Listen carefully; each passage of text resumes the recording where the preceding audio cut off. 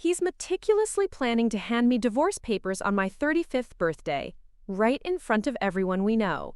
He thinks he's about to execute the perfect social takedown. But a single, unexpected email that arrived just this morning has changed everything. It's a confirmation, not of a party reservation, but of a wire transfer that makes me the majority shareholder in his company. 12 years of being married to a man like Richard teaches you a lot about the art of timing. When to smile, when to keep your secrets, and exactly how long it takes to orchestrate the complete and utter downfall of a man who never saw you as anything more than a beautiful accessory. Before we jump back in, tell us where you're tuning in from, and if this story touches you, make sure you're subscribed, because tomorrow, I've saved something extra special for you. The discovery that shatters your world is never dramatic. It doesn't happen in a thunderstorm or with a shocking confession. It happens on a quiet Tuesday morning, surrounded by the mundane artifacts of a shared life. For me, it was a sleek, black external hard drive, one I'd gifted Richard for our anniversary. He was a man obsessed with organization, a corporate strategist who applied the same ruthless efficiency to our digital lives as he did to his hostile takeovers. He was also a man who believed, with every fiber of his being, that he was smarter than everyone in the room, especially me. I was looking for a file, a simple warranty for the new espresso machine. Richard kept everything, digitized and sorted into a labyrinth of folders on that drive. "Efficiency is the key to success, Isabella," he'd say, tapping the smooth black casing. The key, I discover, was that he never imagined I'd look in the folder, labeled contingencies. Contingencies. For a man like Richard, that meant everything from market downturns to, apparently, the dissolution of his marriage. My heart didn't even race as I double-clicked. It was a cold, calm curiosity, the kind you feel before turning the last page of a book you know will have a tragic ending, and there it was, Project Starlight. A name so ridiculously corporate it would have been laughable if it weren't about my life. The primary document was a detailed project plan, complete with timelines, stakeholder lists, and risk assessments. My name, Isabella, was listed under Asset to be Divested. My 35th birthday, just 3 weeks away, was marked as execution date. The plan was clinical in its cruelty. He would gather our closest friends and family for a lavish party, a celebration of my life. Then, during his toast, he would announce our separation. The script he'd drafted was a masterpiece of corporate spin, painting him as the heartbroken but pragmatic husband making a strategic pivot for both their sakes. Beneath the main plan were the supporting documents. Financial statements showed a systematic siphoning of our joint assets into accounts I'd never heard of. He'd been creating a financial fortress, preparing to leave me with a fraction of what was rightfully mine. There were emails with divorce attorneys, discussing strategies to minimize his liabilities. He was building a narrative, brick by brick, to paint me as emotionally volatile and financially irresponsible, a liability to his soaring career. But the document that made the blood freeze in my veins was the character assessment. It was a psychological profile, written with the cold detachment of a lab technician studying a specimen. Subject exhibits tendencies toward emotional dependency, one bullet point read. Lacks the sophisticated financial acumen required for a partner at my level. Family background, working class, creates a fundamental incompatibility with our professional and social trajectory. Every insecurity I had ever confessed to him during late-night talks, every fear of not fitting into his world of old money and Ivy League degrees, had been recorded and weaponized. The man I had loved, the man I had supported and built a life with, saw me as a line item on a balance sheet, a poorly performing asset that needed to be liquidated before the end of the fiscal quarter. The worst part? The post-acquisition folder. It detailed his plans for the future, a future that already had a replacement for me. Her name was Chloe, a young, ambitious associate at his firm. There were dinner receipts, hotel bookings, even a draft of a lease for a downtown penthouse. The thrill, I realized then, was never in the having. It was in the acquiring. I was simply the old model being traded in for the new one. I sat there, in the quiet of his minimalist home office, surrounded by the digital blueprint of my own destruction. The shock was a physical thing, a cold weight in my stomach. But as the minutes ticked by, another feeling began to crystallize, pushing through the ice of betrayal. It was rage. A cold, clear, and focused rage. Richard had made one fatal miscalculation. In his meticulous planning, in his arrogant assessment of my emotional dependency, he had forgotten who I was before I became his wife. He'd forgotten about the girl who'd clawed her way into a top university on a scholarship, who'd worked 2 jobs to support her family, who'd learned to be smarter, tougher, and more resilient than anyone around her because she had to be.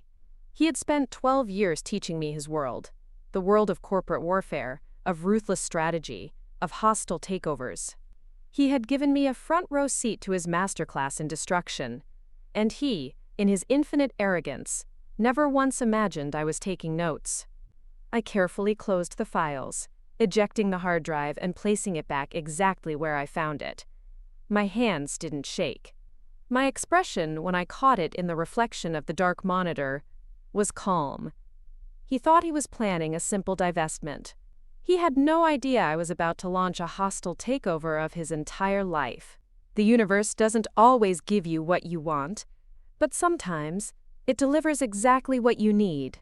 My moment of divine intervention didn't come from a dramatic phone call or a mysterious benefactor. It arrived quietly, in an automated email notification from a stock management portal I had access to but rarely checked. The email was from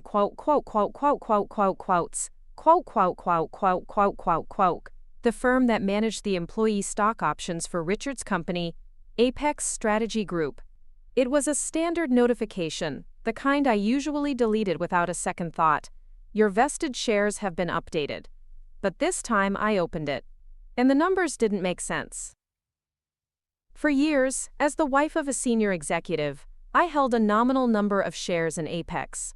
It was a gesture, a perk that Richard had explained was, quote, for the optics.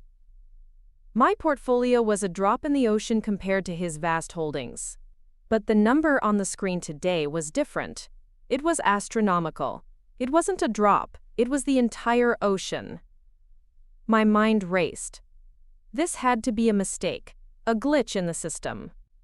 I scrolled through the transaction history, and my breath caught in my chest. There, dated 2 days ago, was a massive transfer of shares from a trust I didn't recognize directly into my account. The name on the trust was the Eleanor Vance Trust. Eleanor Vance. Richard's mentor. The brilliant, sharp-as-a-tack founder of Apex who had retired 5 years ago. Eleanor had been the one who saw Richard's potential, who had plucked him from a rival firm and groomed him to be her successor. She was a legend, a woman who had shattered glass ceilings in the cutthroat world of corporate strategy. She was also a woman who, in her rare moments of candor, had always looked at me with a knowing, almost sympathetic gaze.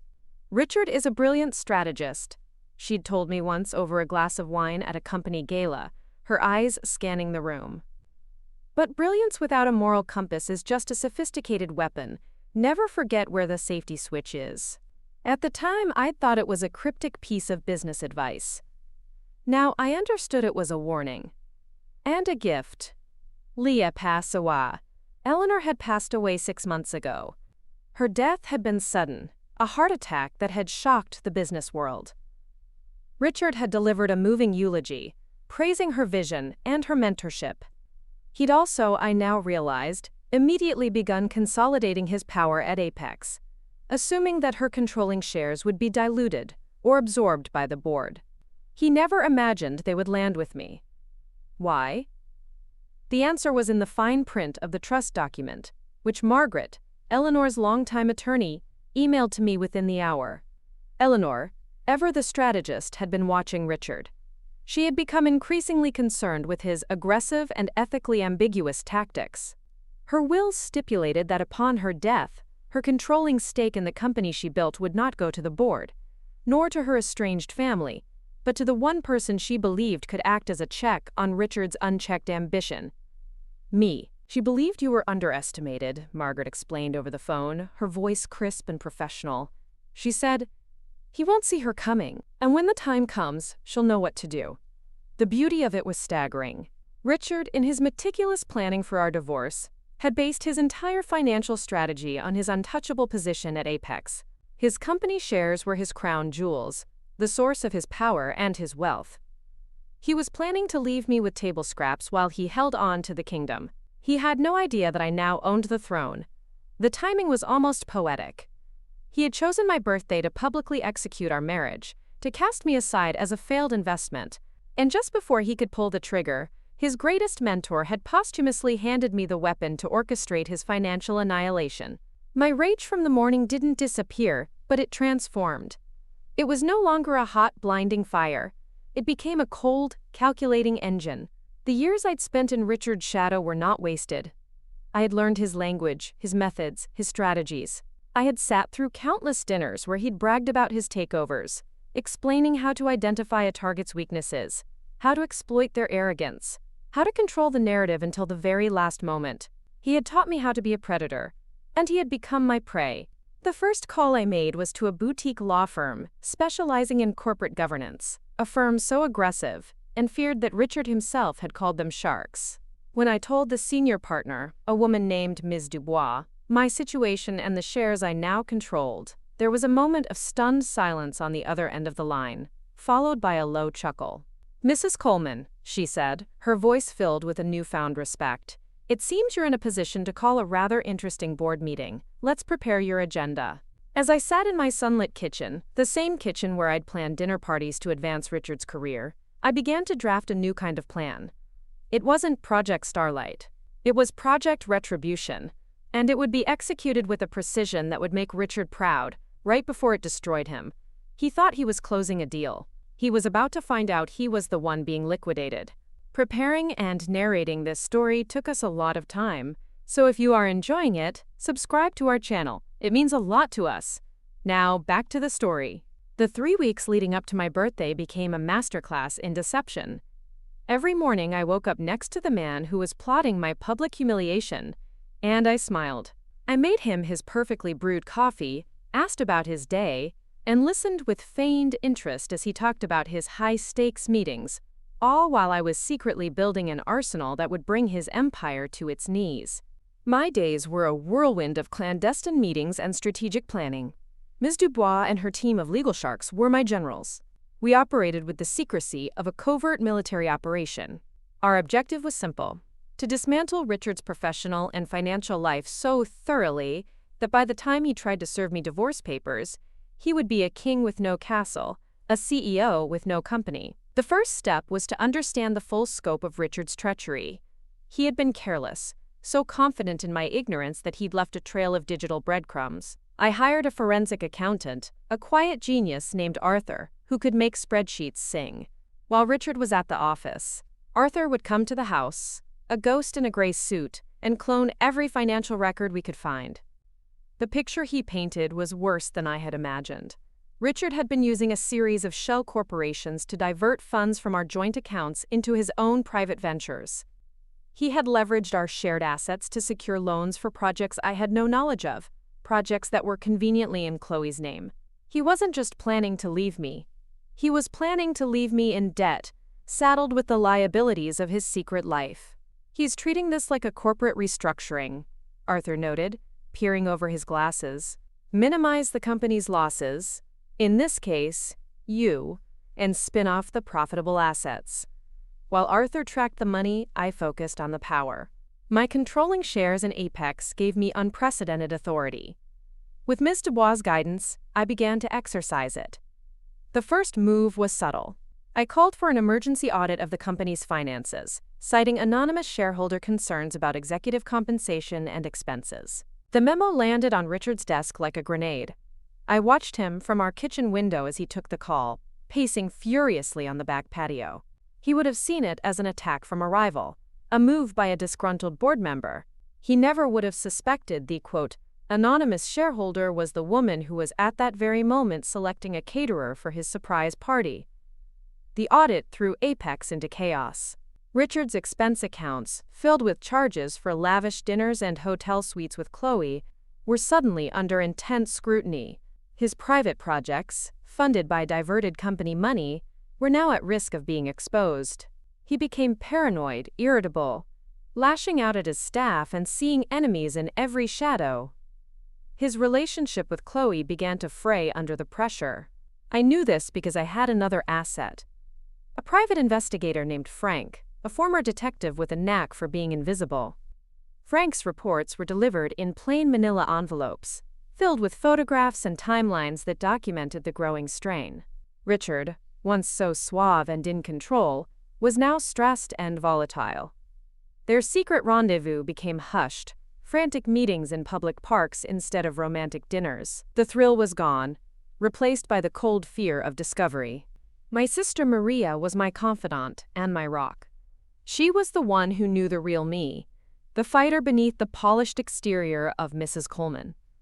When I told her everything, her reaction wasn't shock, but a quiet, simmering fury. "He never deserved you, Isabella," she said, her hand covering mine. "Let's burn it all down." Maria became my field operative.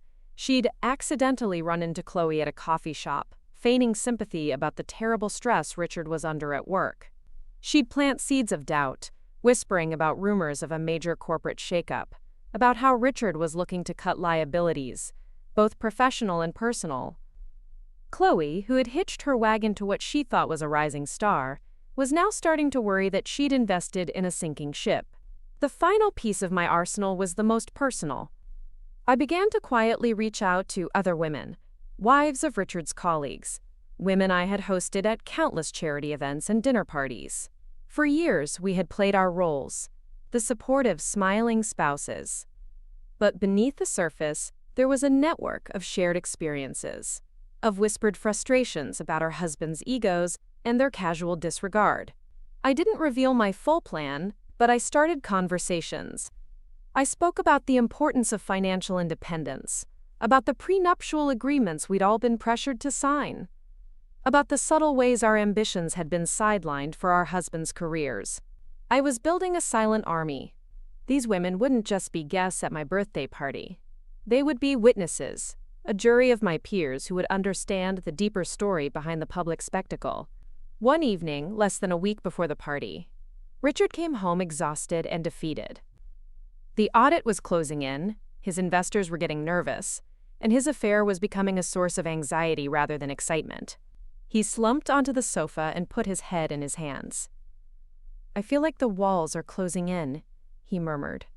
"It's like someone, somewhere, is pulling strings, and I can't see who it is." I sat down beside him, placing a comforting hand on his back. "Whatever it is, darling," I said, my voice dripping with the sympathy he'd mistaken for weakness, "we'll face it together." He looked at me with a flicker of gratitude, a man clinging to the last piece of solid ground he thought he had left. The hunter, so focused on his target, had never thought to check for traps. He had no idea he was already caught in a web of my making, and that the woman comforting him was the spider who had spun it. The party was just days away. The stage was set, the actors were in place, and I was ready for my final performance. The final week before my 35th birthday was like watching a meticulously constructed building suffer a controlled demolition, except the architect of its demise was me, and the building was my husband's life. Each day I turned a new screw, applied pressure to a new stress point, and watched as the cracks in Richard's perfect facade began to spread. The corporate audit I had initiated was a thing of brutal beauty. It started with executive expenses and quickly metastasized. The auditors, guided by the anonymous concerns funneled to them by Ms. Dubois, began looking into project financing. They started asking questions about the shell corporations Arthur had uncovered, the same ones Richard was using to build his lifeboat with Chloe. I watched Richard descend into a state of frantic paranoia. He'd spend hours locked in his office, his voice a low, angry hum on the phone as he tried to shore up his defenses. He'd emerge looking haggard, his usually impeccable suit slightly rumpled, his tie loosened. He started suspecting everyone. He accused his business partner of leaking information to competitors. He interrogated his own secretary, a woman who had served him loyally for a decade, asking who she'd spoken to, what she'd heard. The office atmosphere, once a bastion of his power, became a viper's nest of his own making. Meanwhile, I played the part of the devoted, slightly bewildered wife. "Is everything all right at work, darling?" I'd ask, placing a cool hand on his forehead. "You seem so tense. Maybe you should take a break. We could go away for a weekend, just the two of us." My suggestions of escape, of intimacy, were like turning the heat up on a pressure cooker. The very idea of being trapped with me, the woman he was trying to discard, only seemed to fuel his agitation. He couldn't leave, he'd snap, he had too many fires to put out. He had no idea I was the one lighting the matches. The social pressure was just as relentless. My quiet conversations with the other corporate wives had borne fruit. A subtle chill descended upon Richard in our social circles. Invitations to golf games dried up. His calls to influential friends went unreturned. At a charity fundraiser we were obligated to attend, I watched as men who once clapped him on the back and laughed at his jokes now gave him a wide berth, their wives guiding them away with a polite but firm hand on the arm. They didn't know the specifics, but they knew something was wrong. In our world, the scent of failure is more repellent than any scandal. Richard felt the shift and it terrified him. "What have you been telling people?" he demanded one night, cornering me in our walk-in closet as I selected a dress. I turned to him, feigning wide-eyed innocence. "Telling people? About what, Richard? The only thing I've been talking about is my birthday party." I held up two dresses, one a vibrant red, the other a stark, elegant black. "Which one do you think screams celebration?" I asked. The question, so mundane in the face of his existential crisis, seemed to short-circuit his brain. He stared at me, his suspicion warring with a lifetime of underestimation. He couldn't conceive of me as a strategist. I was the wife. I was emotional, not tactical. I was the asset to be divested. He shook his head and walked away, muttering about market volatility. Why? The most exquisite torture was reserved for Chloe. Frank, my investigator, delivered a new set of photos. They showed Chloe meeting with a headhunter. Maria's work had been successful. The whispers of Richard's impending professional implosion had reached her, and she was already looking for an exit strategy. Richard, however, was oblivious. I made sure of it. I intercepted a gift. He'd ordered for her a ridiculously expensive bracelet and had it delivered to our house by mistake. "This came for you," I said, handing him the velvet box from a high-end jeweler. "The card is addressed to C. Is that a new client?" The color drained from his face as he stammered an excuse about a colleague's retirement gift. He took the box and hid it away, but the damage was done. The carelessness of the act, a mistake he would never have made a month ago, was a clear sign that he was unraveling. He was so consumed by the corporate fires, he was failing to manage his personal treachery. He was losing control, and a man like Richard without control is nothing. He was beginning to understand that he was no longer the predator, but he was still frantically scanning the jungle, looking for the lion. He never thought to look in the mirror and see the lamb he'd led to slaughter, only to realize, too late, she had grown teeth. The day before my birthday party, the day before his planned execution, was when Richard made his final, desperate move. The pressure had become unbearable. The audit had unearthed a clear trail of unauthorized fund transfers. The board, spurred by my anonymous complaints and the growing stench of scandal, had scheduled a disciplinary hearing for the following week. Richard knew he was cornered, and like any cornered animal, he lashed out. His target wasn't me. It was Arthur, the quiet forensic accountant. Richard's internal investigation had finally traced the source of the audit's laser focus to the data Arthur had been reviewing. He didn't know Arthur was working for me, but he knew the man was a threat. I received a frantic call from Arthur that afternoon. "He's trying to intimidate me," he whispered, his voice shaky. "Showed up at my office. He's threatening to ruin my career, to have my license revoked. He's accusing me of corporate espionage." A cold calm settled over me. This was it, the moment of truth. "Stay calm, Arthur," I said, my voice steady. "Record everything. Ms. Dubois will be in touch in the next 5 minutes." I immediately patched in my legal team. What Richard had just done was a catastrophic error. Witness tampering, intimidation. It was a gift. Ms. Dubois was ecstatic. "Oh, he's just handed us the nails for his own coffin," she purred. Within the hour, a restraining order was filed, And a formal complaint of witness intimidation was added to the growing list of charges against him at the firm. Richard's attempt to regain control had only succeeded in accelerating his own demise.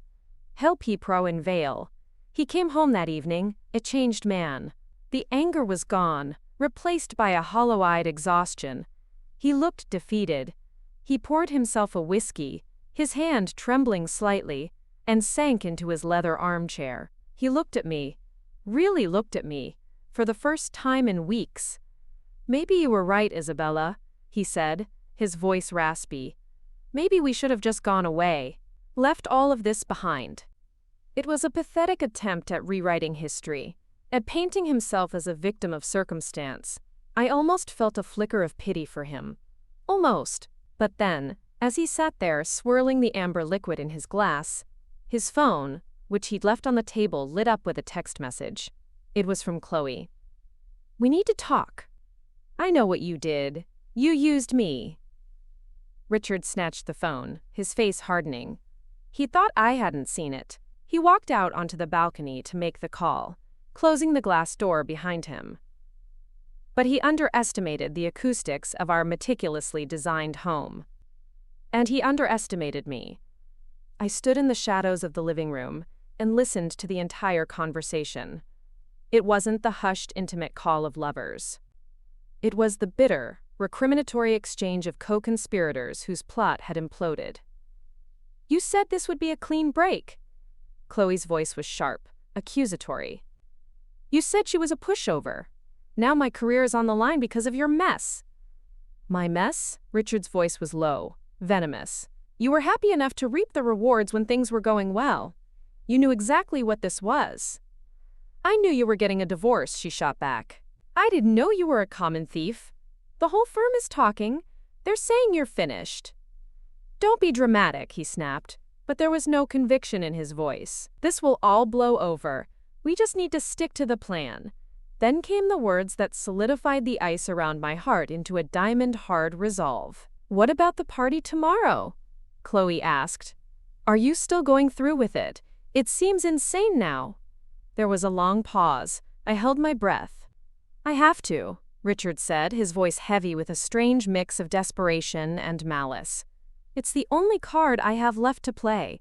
I have to control the narrative.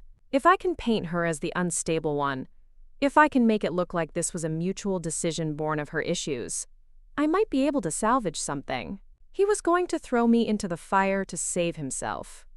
Even now, with his world collapsing, his final move was to sacrifice me. I retreated from the shadows before he came back inside. He found me in the kitchen, calmly arranging a platter of cheese for our guests the next day. He didn't say a word about the call. He just watched me, a strange, unreadable expression on his face. "Asis, what are you wearing tomorrow?" he asked quietly. I looked up from my work and met his gaze. I thought of the red dress and the black dress. The red was for passion, for rage. The black was for mourning, fervent. "I chose the black one," I said, a small, knowing smile playing on my lips. "It feels appropriate. For the end of an era." He thought I was talking about my youth, about turning 35. He had no idea I was talking about him. The eve of battle was over. Tomorrow I would not just be the birthday girl. I would be the executioner. My birthday dawned bright and clear. It was a perfect, crisp autumn day, the kind of day that feels full of promise and possibility. In our house, however, the air was thick with unspoken tension. Richard moved like a ghost through the rooms, his face a pale mask of anxiety. He was a man walking to his own gallows, and he was still under the delusion that he was the one holding the rope. I, on the other hand, had never felt more alive. I spent the morning at a spa, indulging in a massage and a manicure. I needed to be calm, centered. Today was not about emotion. It was about execution. When I returned home, the house was already buzzing with the preparations for the party. Caterers arranged platters, florists set up magnificent bouquets, and a string quartet practiced softly in the corner of the grand living room. It was a stage, and I was its director. I chose to wear the black dress. It was a simple, elegant sheath of silk that clung to my body. It was not a dress of mourning, but of power. It was severe, sophisticated, and utterly unforgiving. With my hair swept up and my neck adorned with a simple diamond necklace, a gift from Eleanor, I looked every inch the woman in control. When Richard saw me, he stopped dead. For a fleeting second, I saw something in his eyes I hadn't seen since we first met. Awe. It was quickly replaced by confusion. I was not playing the part he had assigned me. I wasn't the nervous, aging wife anxious about a milestone birthday. I was someone else. Someone he didn't recognize. The guests began to arrive, a river of success and influence flowing into our home.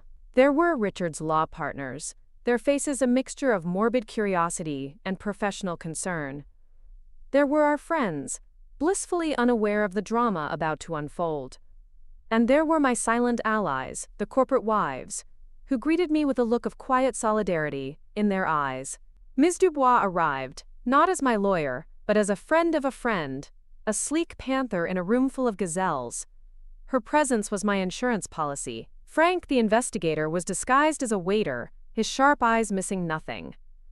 Richard played the host, his smile stretched thin across his face. He shook hands, refilled glasses, and laughed at jokes, but his eyes constantly darted towards me, trying to solve the puzzle I had become.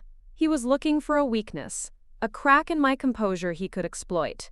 He found none. Finally, the moment came. As the waiters served champagne for the toast, Richard moved to the center of the room, tapping a spoon against his glass. The chatter died down. A hush of anticipation fell. This was it. The moment from his Project Starlight script. His final, desperate gambit. "Friends, family," he began, his voice resonating with a practiced, somber tone. "Thank you all for coming to celebrate Isabella's 35th birthday. This is a milestone for her, and a moment of transition for both of us." He paused for dramatic effect. I could see the divorce papers peeking from the inside pocket of his jacket. He was actually going to do it. The sheer, breathtaking arrogance of it was almost impressive. "A marriage, like any successful partnership, must evolve," he continued, his eyes scanning the crowd, seeking sympathy. "And sometimes, evolution means knowing when to let go. With the deepest love and respect, Isabella and I have decided—" But he never got to finish the sentence. "Actually," I said, my voice clear and steady, cutting through his speech, "I believe it's my turn to speak." I glided to his side, taking the champagne flute from his stunned hand. I turned to face our guests, my smile serene. Richard stood frozen, a statue of impotent rage and confusion. The narrative had been stolen from him. "Thank you, Richard, for that introduction," I began. "He's right. It is a moment of transition, but perhaps not in the way he imagines." I took a sip of champagne, letting the tension build. For 12 years, I have been the supportive wife to a brilliant man. I have hosted his parties, charmed his clients, and put my own ambitions aside to foster his. I was, in his own words, an asset. But as any good strategist knows, assets can be undervalued, and sometimes they can stage a hostile takeover. A collective gasp went through the room. Richard's face was a mottled canvas of red and white. "My husband was planning to divorce me tonight," I said, my voice ringing with clarity. "He has a speech prepared and papers in his pocket. He was going to announce it as my birthday gift. He was also planning to leave me with nothing, having spent the last year systematically and illegally transferring our joint assets into his own accounts." I let that sink in before delivering the killing blow.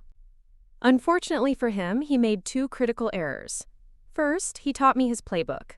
And second, he underestimated his mentor, the late, great Eleanor Vance. I raised my glass. As of 2 weeks ago, thanks to Eleanor's incredible foresight and generosity, I am the majority shareholder of Apex Strategy Group. The room erupted. It was no longer a party. It was a courtroom, and I was delivering the verdict.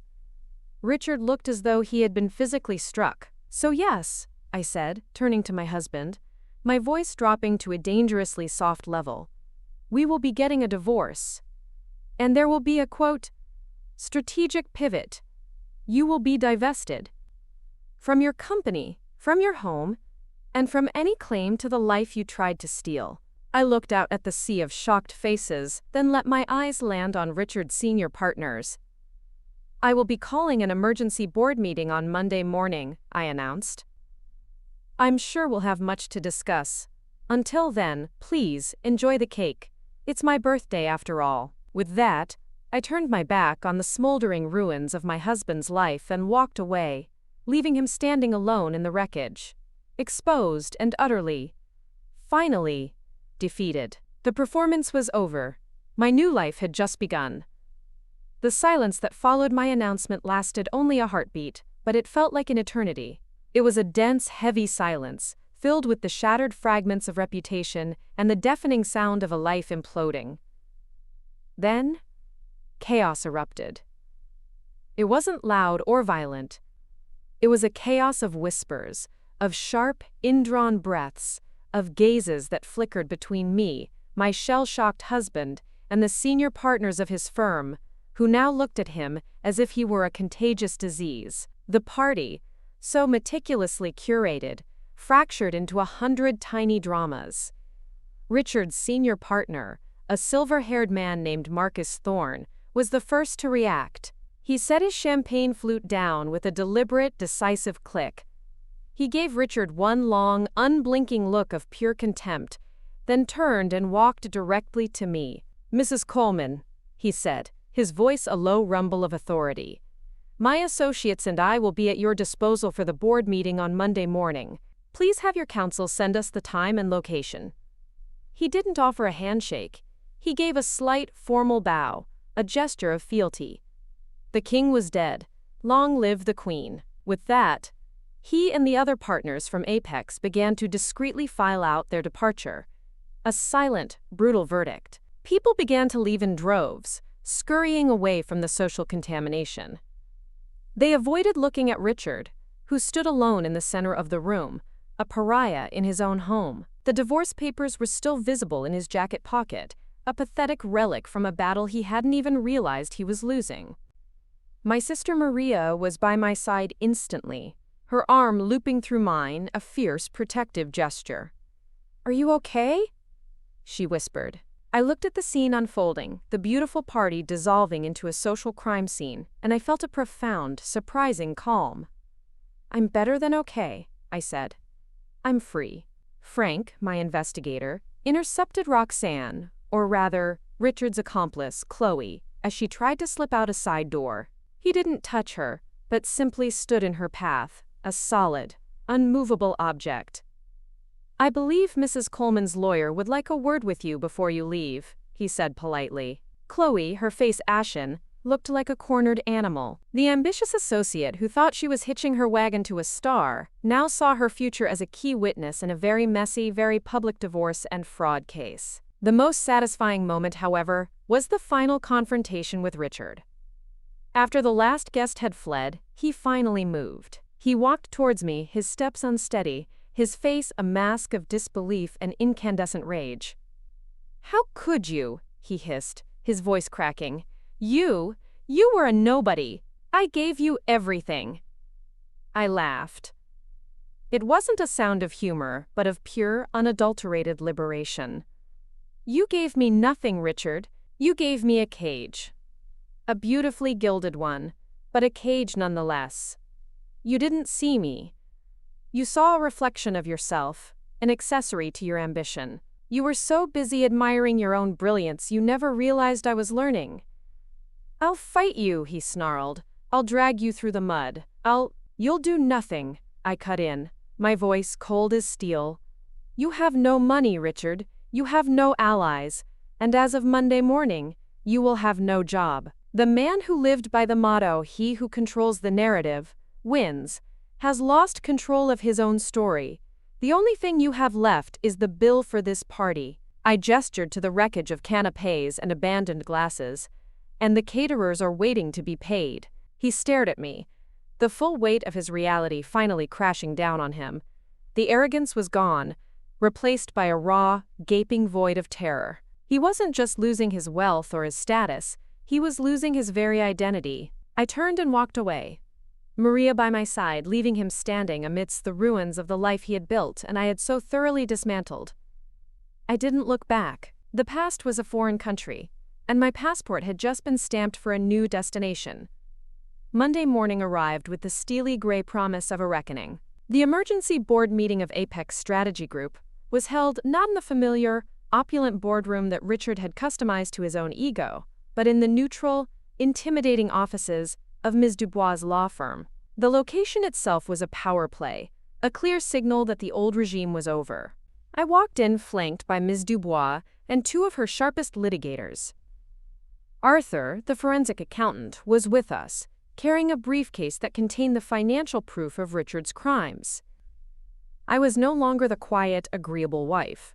I was the majority shareholder, and I dressed the part in a tailored navy blue suit that was the sartorial equivalent of armor. The remaining board members were already seated around a long, polished mahogany table. They were the same men who had patronized me at company events for years. Today they looked at me with a new, sober respect. Fear is a powerful corrective to arrogance. Richard was the last to arrive. He entered the room looking diminished, a phantom haunting his former kingdom. His expensive suit hung on him, and the dark circles under his eyes told a story of a weekend spent staring into the abyss. He tried to project an air of defiance, but it was a flimsy shield against the tidal wave of consequences heading his way. He sat at the opposite end of the table, isolated. I didn't waste time with pleasantries. I stood at the head of the table, in the seat that had always been reserved for him or Eleanor, and began. "Good morning, gentlemen," I said, my voice calm and measured, echoing in the silent room. "As you know, I have called this meeting to address a series of grave concerns regarding the conduct of our CEO, Mr. Richard Coleman. For the next hour, we laid out the case with surgical precision. Ms. Dubois presented the legal framework of Richard's malfeasance, the breach of fiduciary duty, the corporate malfeasance. Then Arthur took over, his quiet voice a stark contrast to the explosive data he presented on the monitors. He walked the board through the web of shell companies, the diverted funds, the fraudulent expense reports, the leveraging of company assets for personal projects tied to Chloe. He presented a clear, irrefutable timeline of systematic theft. With every slide, every new piece of evidence, Richard shrank further into his chair. The other board members, stoic and grim-faced, didn't look at him. They stared at the screens, their expressions hardening as the scale of his betrayal, not just to me, but to the company Eleanor had built, became undeniable. The final piece of evidence was a recording. "We also have this," I said, as Ms. Dubois hit play. It was the recording of Richard's call to Arthur, the one where he threatened and tried to intimidate him. The sound of his own voice, snarling and desperate, filled the room. It was the final nail in his professional coffin. When it was over, I turned my gaze to him. "Richard," I said, using his first name for the last time in a professional context. "Do you have anything to say in your defense?" He opened his mouth, but no words came out. He looked around the table at the faces of the men who had once been his colleagues, his friends. He saw no allies. He saw only judges. He simply shook his head, a broken man. "Very well," I said. I slid a single sheet of paper down the long, polished table. It stopped directly in front of him. "The board has prepared a resolution. Your employment with Apex Strategy Group is terminated, effective immediately. We are offering you this single opportunity to resign, to spare yourself the spectacle of being fired for cause. You have 5 minutes to sign it. Security will then escort you from the building." He stared at the paper as if it were a death warrant. The resignation was a mercy he didn't deserve, but it was a strategic one. It allowed the company to move on without a messy, protracted legal battle. After a long, agonizing moment, he picked up the pen and signed his name. Palat. As he was escorted out by 2 stoic security guards, he passed by me. He didn't look at me, but I saw the tremor in his hand. The king had not only been dethroned, he had been erased. The board meeting concluded with my appointment as interim chairwoman, tasked with finding a new, ethical CEO to lead the company forward, fulfilling the trust Eleanor had placed in me. As I left the law office and stepped out into the bright morning sun, I felt the last of the weight I had carried for 12 years lift from my shoulders. The cage was not just open. It was gone. With Richard's professional life dismantled, all that remained was the final, legal severance of our lives. The divorce was not a battle, it was a surrender. My legal team, armed with the mountain of evidence of his financial fraud and infidelity, held all the cards. Richard's lawyers, seeing the indefensible position he was in, advised him to settle quickly and quietly. He had no choice. The alternative was a public trial where every sordid detail of his deception would become a matter of public record, a prospect that terrified him more than poverty. The settlement was brutal in its simplicity. I kept the house. I kept the art collection. I kept the majority of our liquid assets, which my team argued were merely a partial repayment of the funds he had stolen from our joint accounts and the company. The prenup he had so smugly forced me to sign was rendered void due to the clear evidence of fraud.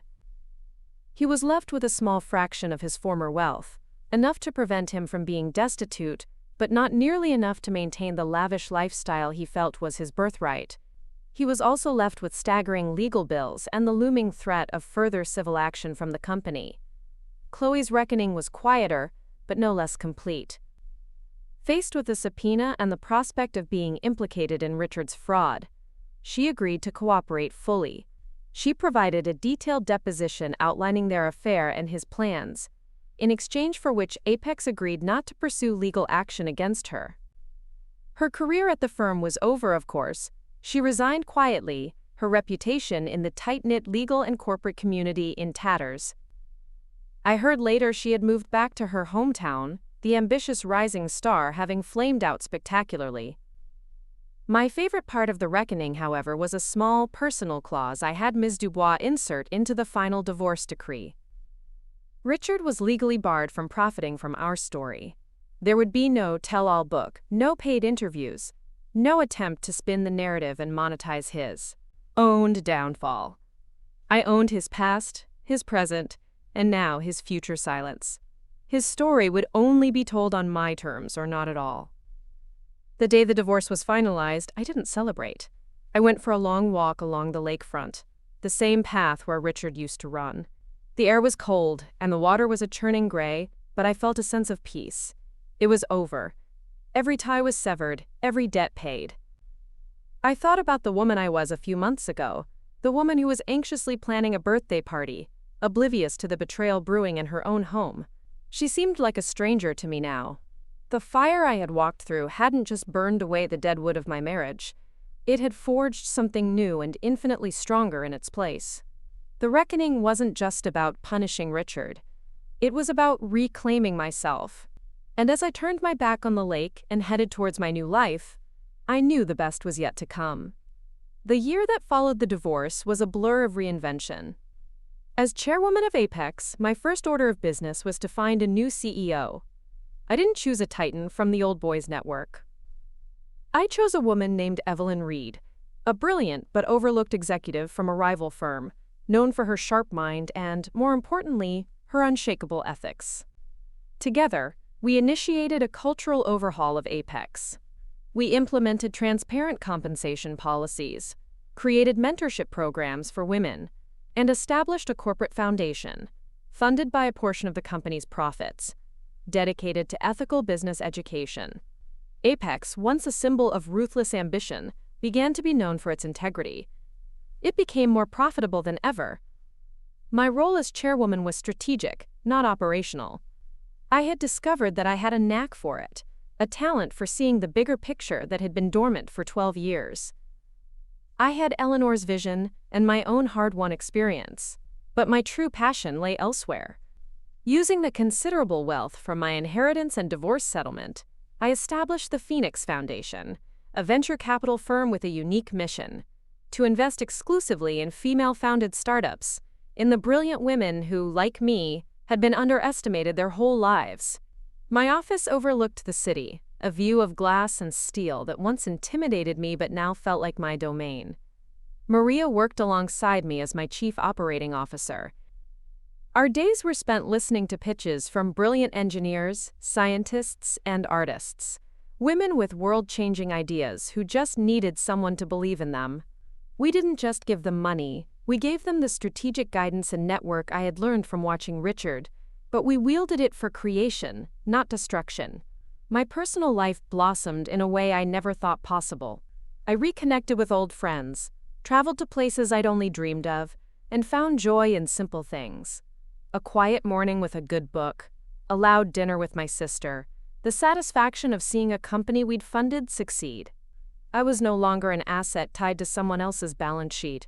I was the entire damn enterprise. The Phoenix Foundation became a powerhouse, a testament to the fact that supporting women wasn't just a moral imperative, but a brilliant business strategy. We were building a new kind of empire, one founded on merit, integrity, and the fierce, unapologetic power of underestimated women.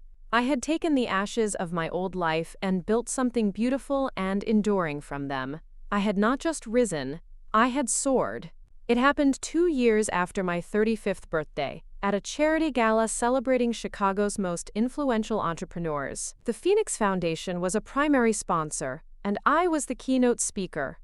I was in the middle of a conversation with the mayor when I saw him. Richard was not a guest. He was one of the waiters, working for the catering company. He was thinner, and the expensive cut of his old suits was replaced by an ill-fitting black vest and bow tie. The aura of power and supreme confidence that had once been his defining characteristic was gone, replaced by a weary resignation. Our eyes met across the crowded ballroom. There was a flicker of recognition, then shock, and finally, a deep, hollow shame.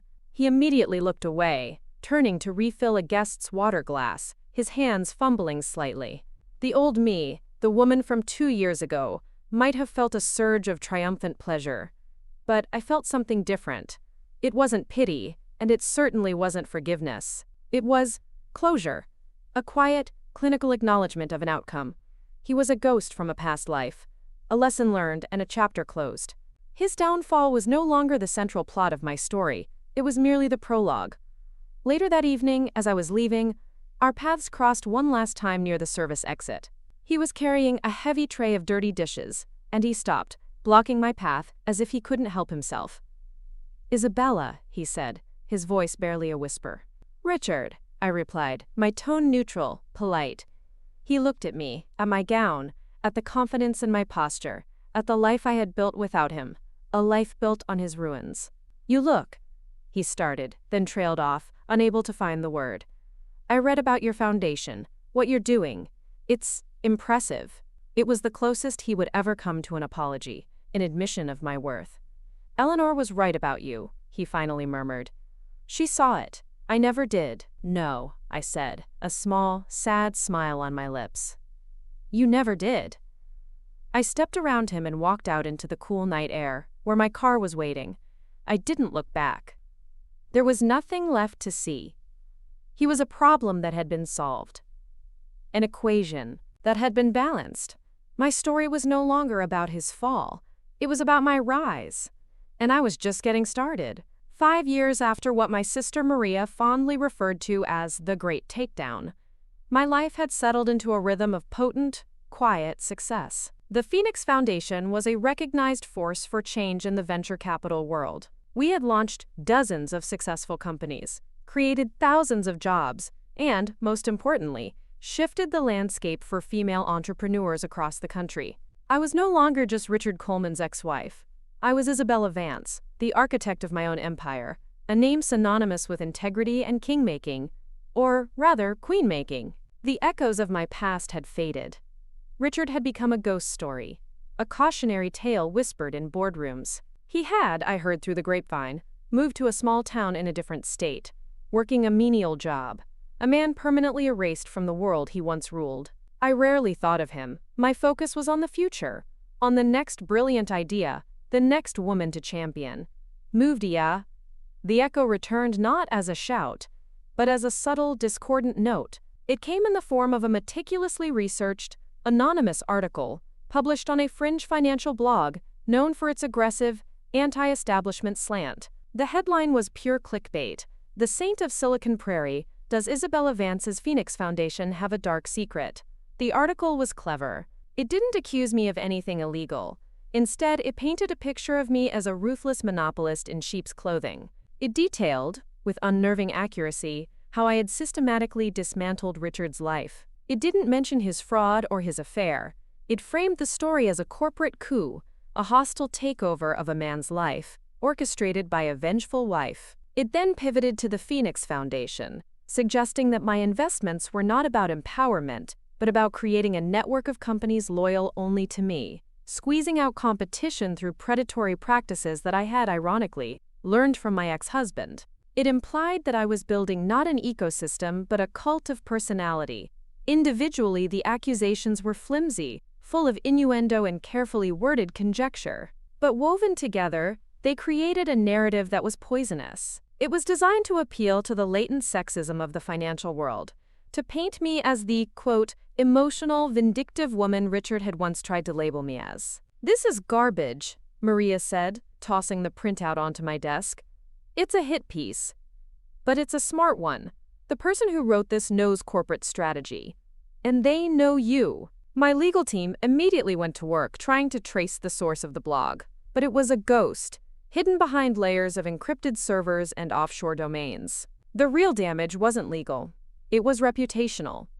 The article was picked up by more mainstream financial news outlets, not as fact, but as a, quote, developing story. The whispers started. Investors in our next funding round began asking cautious questions. The narrative, the one I had so carefully controlled for 5 years, was starting to fray at the edges. I knew this wasn't random. This was a targeted attack. It had the precision of a sniper and the venom of personal animus. My first thought was Richard, but it didn't fit. He lacked the resources, the connections, and, frankly, the energy for a campaign this sophisticated. This was someone else. Someone with a deep-seated grudge and a mastery of the same dark arts of corporate warfare that Richard had practiced. The answer came from Frank, my old private investigator, whom I had kept on a quiet retainer. He had been monitoring the digital and financial footprints of all the players from my past. "It's not Richard," Frank said over the phone, his voice grim. "It's his brother, Julian. Julian Coleman.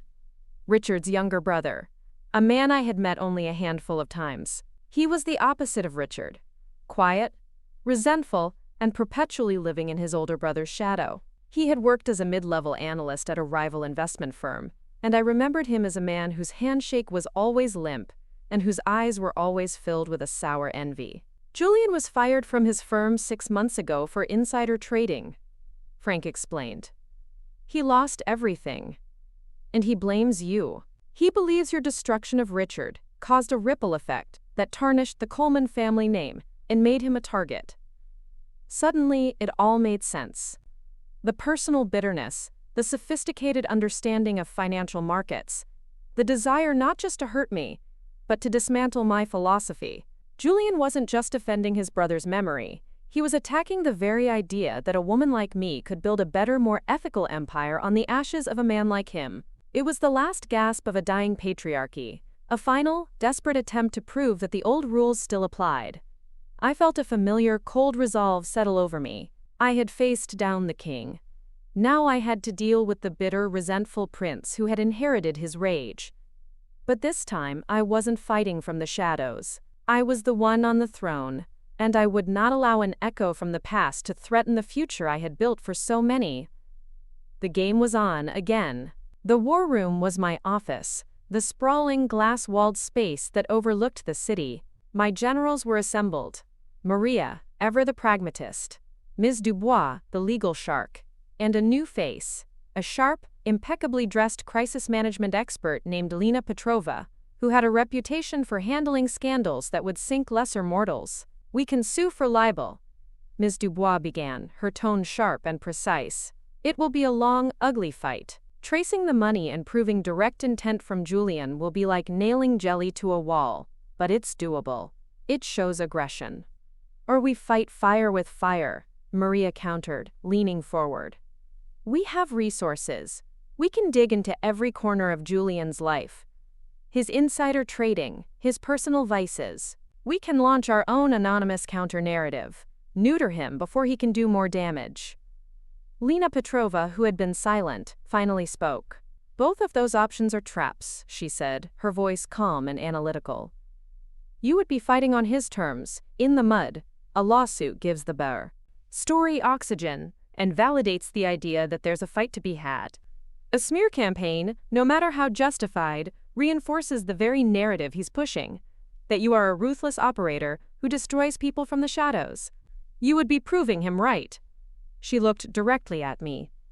Julian Coleman wants to drag you back into the story of Richard's wife. The question is, are you going to let him? Her words crystallized the unease I had been feeling. To fight him with his own weapons would be a regression. I had spent 5 years building an empire on the principles of transparency and integrity. I couldn't defend it by abandoning its very foundation. My power was different now. It wasn't the secret, hidden power of an underdog. It was the clear, visible power of a leader. And it demanded a different kind of strategy. No, I said, the decision forming as I spoke. We're not going underground.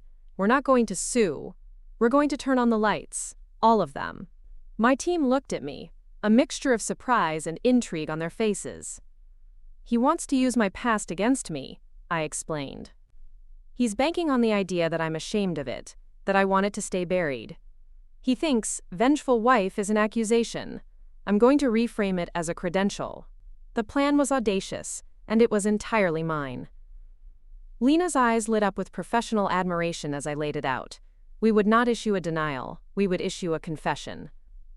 First, I personally called the CEOs of every company in the Phoenix portfolio. I told them exactly what was happening, who was behind it, and why. I was honest about the potential for negative press. This will be a storm, I told them, but this foundation was built to weather storms. I am telling you this because my belief in transparency starts with you. Their response was unanimous and overwhelming. They didn't just offer support, they offered to speak out on my behalf. My silent army was no longer silent. Next, I turned down interviews with every major news outlet that came sniffing for a scandal. I would not let them frame my story. I would tell it myself. I wrote an essay. A long, deeply personal, and unflinchingly honest piece titled, In Defense of Hostile Takeovers. I spent 2 days locked in my apartment, writing. I wrote about my marriage, about the slow, soul-crushing erosion of my identity. I wrote about the discovery of Richard's meticulous plan for my destruction. And then I wrote about my response. I didn't paint myself as a saint or a victim. I owned the cold, calculating rage that had fueled me. I owned the strategic, methodical dismantling of his life. But then I pivoted. I argued that the same principles applied in the boardroom as in a broken marriage. Unethical, corrupt systems, built on arrogance and deception, do not deserve a gentle reformation. They deserve to be taken over. They deserve to be dismantled from the ground up to make way for something better, something stronger, something more equitable. I connected the dots between the act of saving myself from a destructive husband and the mission of the Phoenix Foundation, to identify and overthrow the outdated systems that hold brilliant women back. The essay ended with a direct challenge. My attacker, Julian Coleman, believes my story is a liability. He believes the world is not ready for a woman who admits to rage, who wields power without apology, and who refuses to be a victim. He is attacking my foundation because he is terrified of the world we are building. My question to you is, are you? We didn't leak the essay to a blog. We bought a full-page ad in the Wall Street Journal and published the entire thing. The effect was nuclear. It was all anyone in the financial world talked about for a week. The conversation immediately shifted from the gossip of the smear campaign to a robust, impassioned debate about corporate ethics, female leadership, and the nature of power. I was no longer the subject of a potential scandal. I was the author of a manifesto. The blog that had published Julian's attack went silent. He had fired his shot, and I had responded by turning his bullet into a beacon. He had intended to trap me in my past, but instead I had used it to define my future. He had wanted to start a war in the shadows. I had ended it by flooding the entire battlefield with sunlight. The Queen's Gambit had been played, and the board had been irrevocably changed once again. Publishing the essay was like dropping a boulder into a stagnant pond. The ripples were immediate and immense. The financial world, a universe that thrives on carefully constructed facades and unspoken rules, was forced to confront a raw, unapologetic truth. The response was fiercely divided. As I had predicted, a significant portion of the old guard was appalled.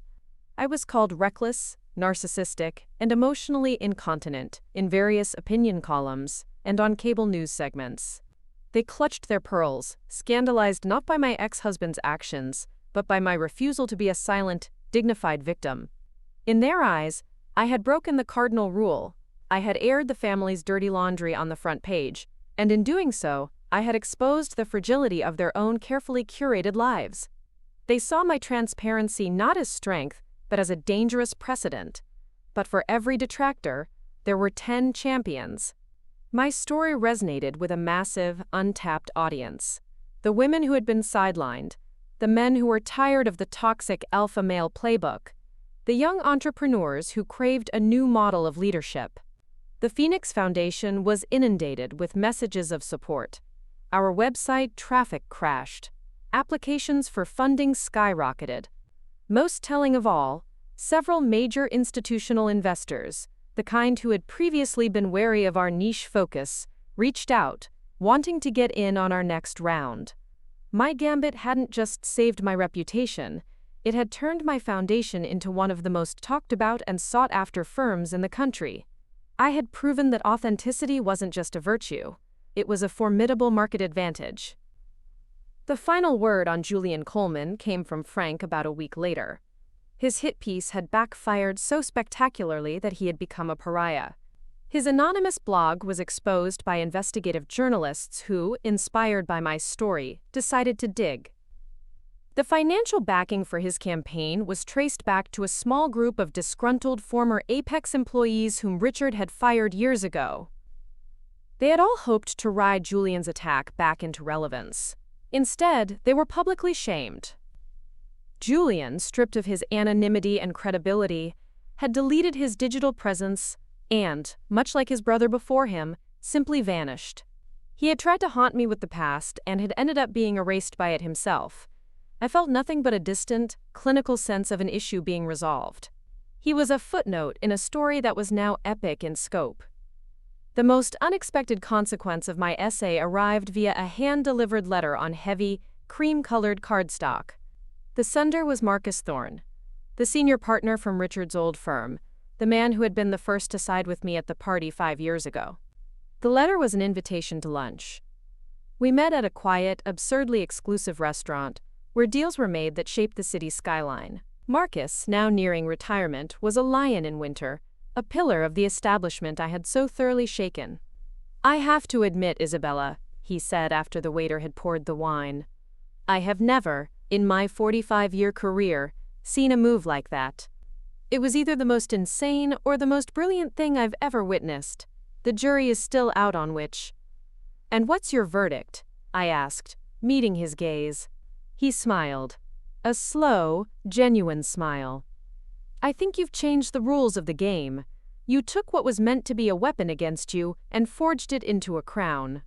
That takes a kind of courage this world isn't used to." He leaned forward, his voice lowering. "Which is why I'm here. I'm stepping down as managing partner at the end of the year. The firm needs a new vision. The old ways, Richard's ways, are dying. They're not just unethical. They're no longer profitable in the long run. My partners and I have discussed it. We want to propose a partnership. A joint venture between your foundation and our firm's pro bono and corporate ethics divisions." I was stunned. He was offering an alliance with the very firm that had been the symbol of my husband's power, the heart of the old guard. "We want you to help us build a new model," he continued. "We have the history, the resources, the global reach. You have the vision, you have the credibility. Together we could institutionalize the very principles you laid out in that essay. We could make ethical business the new baseline for success." I looked at Marcus Thorne, a man I once saw as part of the system that enabled men like Richard, and I saw that he, too, was looking for a way forward. My battle hadn't just been for me, it had been a catalyst for others. It had given them permission to want something different. This was the true victory. It wasn't about the money or the company or the revenge. It was about this. It was about sitting across from the embodiment of the old power structure and not being asked to join their game, but being asked to help them create a new one. "Tell me more," I said, leaning forward and picking up my wine glass. "I have a few ideas." The war was over, but the revolution was just beginning. The first meeting felt like a negotiation between two sovereign nations who had been at war for a generation. It took place in the main conference room at Thorne, Sterling and Associates, a space paneled in dark wood and steeped in a century of cutthroat tradition. On one side of the table sat my team, me, Maria, and Lena Petrova. We were agile, modern, representing a new currency of power. On the other side sat Marcus Thorne and three of his senior partners. They were the old guard, men in bespoke suits who measured success in 6-minute increments and shareholder value. The culture clash was immediate. They spoke of mitigating risk and maximizing quarterly returns. We spoke of sustainable growth and stakeholder accountability. They saw the proposed joint venture as a, quote, specialized pro bono initiative with a potential PR upside. I saw it as the firm's moral and financial salvation. "The core of our most valuable clients are legacy businesses," argued a skeptical partner named Garrett Shaw, a younger man with the sharp, predatory eyes I recognized so well. "They value stability and discretion, not manifestos." A formal alliance with a self-proclaimed, quote, activist investor could be unsettling for them. "Your clients' grandchildren are my founders, Garrett," I countered, my voice even. "The stability you're selling is starting to look like stagnation to the next generation of leadership. They aren't just inheriting wealth. They're inheriting a world with a new set of problems and values. Your firm can either evolve to serve them, or you can become a fossil." The tension was thick enough to taste. Marcus Thorne, to his credit, acted as the bridge. He understood that what I was offering was not a threat, but a lifeline. After a week of careful, often fraught, negotiations, we agreed on a path forward. A pilot program. A single test case to prove my model could work within their world. The case they chose was a company called Omnitech, a mid-sized manufacturing firm and a longtime client of theirs. Omnitech was, by all accounts, a dumpster fire. Its stock was plummeting, it was hemorrhaging talent, and it was mired in a quiet but persistent scandal involving a toxic work environment and accusations of cutting corners on safety protocols. Thorne, Sterling and Associates saw it as a liability to be managed until it could be sold for parts. I saw it as the perfect laboratory. Garrett Shaw was assigned as the lead partner from their side, a move I knew was designed to contain and control my influence. He was a master of the corporate rulebook, and he immediately began to erect walls of legalistic bureaucracy around the project. Every suggestion I made was met with a request for a formal review, a risk assessment, or a subcommittee vote. He wasn't attacking. He was drowning me in process, hoping to exhaust my patience and prove my methods were incompatible with the real world of corporate law. He underestimated my stamina. While he was drafting memos, I was talking to people. I bypassed the C-suite and went straight to the factory floor and the cubicle farms of Omnitech. I held town halls not as a chairwoman, but as a listener. I heard stories of fear, of management indifference, of brilliant ideas being crushed by a culture that rewarded conformity and punished dissent. The problem wasn't the business model, it was the rot in its soul. The employees were terrified of speaking up, so they had stopped caring. The breakthrough came when I met a senior engineer, a woman named Sarah, who had been with the company for 20 years. In a private meeting, she showed me a set of innovative process improvements she had designed years ago that would increase efficiency by 30% and dramatically improve worker safety. She had presented them to her manager, who had stolen the credit, botched the implementation, and then buried the project when it failed, blaming her. Her story was the story of Omnitech in microcosm. Armed with this, I called a joint meeting with our teams and the Omnitech board. Garrett Shaw came prepared with a 50-page report on the financial unviability of my proposed cultural initiatives. I let him finish. Then I introduced Sarah. She stood before the board, nervous but resolute, and she told her story. She laid out her original plans with a clarity and passion that was undeniable. She wasn't just presenting data. She was embodying the squandered potential of the entire company. Omnitech's greatest asset isn't its machinery or its patents, I said to the board after she finished. It's Sarah. It's the hundreds of other employees just like her whose ideas and loyalty you have treated as a disposable resource. You don't have a financial problem. You have a trust problem. My proposal is simple. You promote Sarah to Chief of Operations, and you give her the resources to implement her original plan.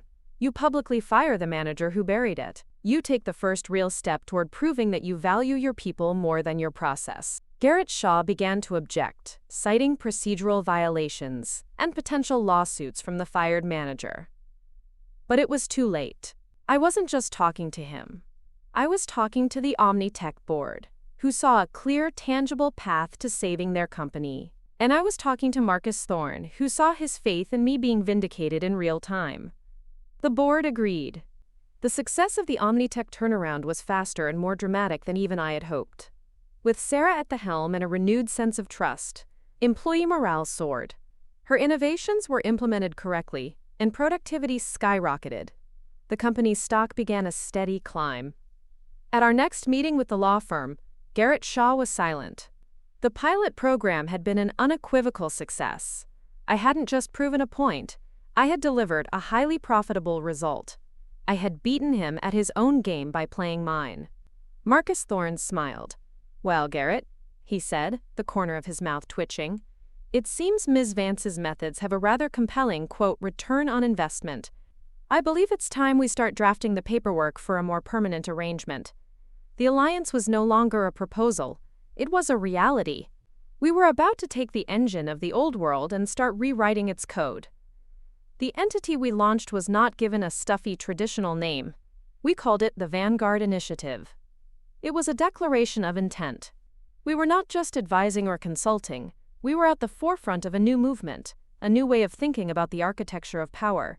The announcement sent a tremor through the foundations of the corporate world.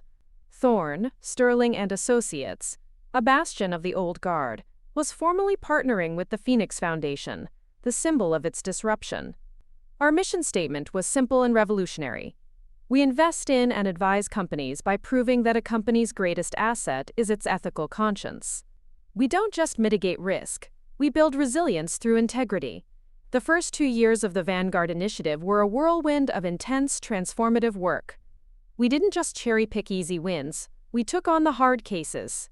We were invited to restructure a national retail chain that was bleeding money and on the verge of bankruptcy due to its abysmal treatment of employees. Garrett Shaw, now a true convert, led the charge. He used his formidable legal skills, not to crush unions, but to draft a landmark agreement that implemented a living wage, profit sharing, and robust benefits for every employee. The conventional wisdom said their costs would skyrocket, and they would fail. Instead, employee turnover plummeted, customer satisfaction soared, and the company posted its first profit in 5 years. We had proven that treating people well was the ultimate market inefficiency to exploit. We were approached by a social media giant facing a massive public backlash over data privacy. Instead of helping them spin the narrative, we guided them through a process of radical transparency. We helped them architect a new privacy policy, written in plain language, that gave users genuine control over their data. It was a move their competitors called corporate suicide. Yet, within 6 months, they had gained millions of users who flocked to a platform they finally felt they could trust. We were proving that ethics, when wielded authentically, was the most powerful brand differentiator of all. My role continued to evolve. I was less the frontline warrior and more the grand strategist, the mentor. Sarah, the engineer from Omnitech, had become a star CEO, and I sat on her board, advising her as she scaled the company to new heights. Garrett Shaw, once my adversary, had become my most effective collaborator, his sharp mind now dedicated to finding innovative legal pathways to enforce corporate responsibility. Marcus Thorne, in his final years before retirement, was visibly rejuvenated, presiding over the transformation of his life's work with a profound sense of pride. He had ensured his firm would have a legacy beyond billable hours. The final, quiet victory came on a Tuesday afternoon, 6 years after my 35th birthday. I was in my office, the city spread out below me, when a package arrived. It wasn't from a lawyer or an investor. It was from a young woman I had never met. Inside was a small, elegantly designed product, a revolutionary water purification device for use in developing nations, and a handwritten letter. "Dear Ms. Vance," it began. "You don't know me, but 6 years ago, I was a 22-year-old engineering student who felt completely lost. I was told my ideas were too idealistic, that my desire to create a business with a social mission was naive. I was about to quit and take a safe corporate job when I read your essay in the Wall Street Journal. It wasn't just a story about a divorce. It was a permission slip. A permission slip to be angry, to be ambitious, to refuse to play by the old rules, and to build something better. Today, my company, funded in its first round by another woman who was inspired by your foundation, shipped its 1,000th unit. We are providing clean water to communities that have never had it. I wanted to send you this one. From our first production run, your story was the blueprint for mine. Thank you." I held the small device in my hands. It felt heavier than any stock certificate, more valuable than any dividend check. The echo of Richard, of Julian, of all the battles I had fought, was gone completely. They were nothing. They were the soil, the fertilizer for the world that was now growing. I looked over at the photo on my credenza. It was a picture of me and Eleanor Vance, taken at a gala years ago. In the photo, she was looking at me with that same, knowing gaze. I finally understood its full meaning. She hadn't just given me a weapon to survive, she had given me a seed. She had trusted that I would know not just how to win the war, but what to build in the peace that followed. My legacy wasn't the fall of one man. It was the rise of 1,000 women like the one who had written me this letter. The takeover was complete. A new empire, built on the foundations of integrity and courage, was just beginning to reveal its strength. And my work was far from over. 10 years to the day after my 35th birthday, I was not in a ballroom. I was standing on a windy rooftop garden overlooking not a glittering skyline but a sprawling university campus. This was the newly inaugurated Eleanor Vance Institute for Ethical Innovation, a graduate school we had funded, dedicated to teaching the next generation of leaders that a moral compass was not a liability, but the most powerful tool in their arsenal. There was no crowd, no party. It was just me, Maria, and a handful of the first-year students, their faces bright, with the fierce, unjaded intelligence that I now dedicated my life to nurturing. The air was crisp, the sky a brilliant, cloudless blue. Maria handed me a cup of coffee. "A lot can change in a decade," she said, her smile knowing. "Happy birthday, Izzy." I smiled back. "It's been a good decade." Later, as I was walking through the main hall of the Institute, looking at the photos of the founding class, a woman approached me hesitantly. She was older, with kind eyes and laugh lines, and she held a binder full of architectural plans. "Isabella? Isabella Rossi?" she asked, using my maiden name, a name I hadn't heard in almost 25 years. I stared at her for a moment before my mind made the connection. It was Anna, the head of the nonprofit legal clinic, where I had worked right out of law school. The place where I had fought for domestic violence survivors. The job Richard had convinced me was, quote, beneath my potential. "Anna," I breathed, a genuine, unbidden smile spreading across my face. "My God, what are you doing here?" "I'm the director of the Institute's new pro bono legal services arm," she said, her own face breaking into a wide grin. When I saw who the benefactor was, I had to apply. "I always knew you were destined for great things, though I admit, a hostile takeover of the corporate world wasn't exactly what I had pictured." We laughed, a warm, easy sound that echoed in the hall. We spoke for a few minutes, catching up on the intervening years. She told me about the clinic, how it had grown, and about the lives it had changed. She asked about my work, and I told her about the Vanguard Initiative and the women we funded. Then she paused, looking at me with the same perceptive gaze she used to have when assessing a difficult case. "You know," she said quietly, "I've read all the articles. The Warrior Queen of Wall Street, the Velvet Hammer. They write about you like you're some creature that was forged in the fire of your divorce." but they have it all wrong. Oh? I asked, intrigued. The woman I see standing here today, the one who is passionate about justice, who fights for the underdog, who believes in changing the system from the inside out, that's the same 25-year-old lawyer I hired all those years ago, Anna said. The one who worked 80-hour weeks for a tiny salary because she believed in it. You didn't become this person, Isabella. The money and the power didn't change you. They just took away the barriers that were stopping you from being yourself on a global scale. Her words landed with a profound, quiet force. She was right. My journey hadn't been a transformation from a nobody to a somebody. It was a reclamation. I had been forced to shed the layers I had spent 12 years accumulating. The role of the placid corporate wife, the insecurity of the working-class girl in a world of old money. The fire had burned away the artifice, and what was left was the person I had been all along. Richard hadn't created me, and he hadn't destroyed me. He had merely, through his own spectacular downfall, cleared my path. After Anna left, I stood for a long time in the quiet hall. The great takedown, the corporate battles, the public manifesto. They weren't the story. They were just the catalyst. The real story was the straight line from the determined young lawyer at a nonprofit clinic to the woman standing here today. My power wasn't born from revenge. It was born from a purpose that had simply been waiting, dormant, for the chance to be unleashed. I walked out of the building and into the late afternoon sun. The students were milling about on the great lawn, debating, laughing, dreaming. They were my legacy. Not the defeated men I had left in my wake, but the brilliant, ethical leaders of tomorrow whom I was helping to arm, kakipas. My victory was not that I had won. It was that I had finally, completely come home to myself. And from this place of authentic strength, the work of building a new world could continue, endlessly.